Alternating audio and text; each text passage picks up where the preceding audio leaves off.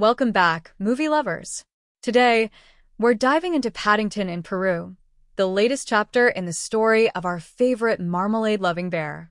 Paddington has charmed audiences for years, and now, he's taking us on a new journey, this time, back to his roots in Peru. So, let's get into it. What makes Paddington in Peru worth a watch? To start, a quick recap. Paddington, directed by Paul King, took Michael Bond's classic children's book character from 1958 and brought him to life with a fresh, modern twist. The first two movies beautifully balanced British charm and a more diverse London vibe, bringing Paddington into our world in a way that felt both new and timeless. But Paul King has since moved on to other projects, and for Paddington in Peru, we have Dougal Wilson at the helm. Wilson's best known for his heartwarming holiday ads for John Lewis, and here, he brings that same warm style to our beloved bear's latest adventure. This time around, Paddington is off on a mission to Peru to reconnect with Aunt Lucy. After receiving a mysterious letter from the Reverend Mother, played by the incredible Olivia Colman, Paddington decides it's time to pay his aunt a visit. And, of course, the Brown family is right there with him, traveling in their own unique style to join Paddington on his journey through Peru. Now, the setting shift from London's Windsor Gardens to the lush landscapes of Peru is pretty striking. While we lose a bit of that cozy British vibe, it opens up a whole new world for Paddington, and for audiences, too. The visuals are beautiful, with scenes set in jungle rivers, bustling markets, and ancient Incan ruins that add to the film's adventurous feel. In Peru, Paddington meets some colorful new characters, like the river guide Hunter Cabot, played by Antonio Banderas, who brings humor and a bit of mystery to the journey. Cabot has an odd quirk.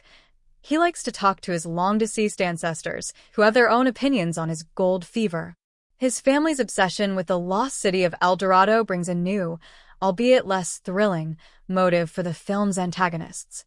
Compared to the crazed taxidermist and ambitious actor from the first two films, these villains might feel a little tame.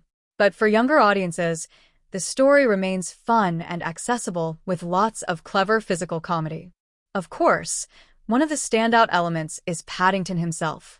Once again voiced by Ben Whishaw, the CGI work on Paddington is so detailed you might forget he's animated. His fur, his expressions, and the way he interacts with live-action settings and characters are all crafted to perfection. You get a sense that he's really there, and it makes moments like him taking a passport photo or accidentally sinking a boat feel even more hilarious. This is truly a collaboration between voice acting, visual effects, and animation, especially from Pablo Grillo's team.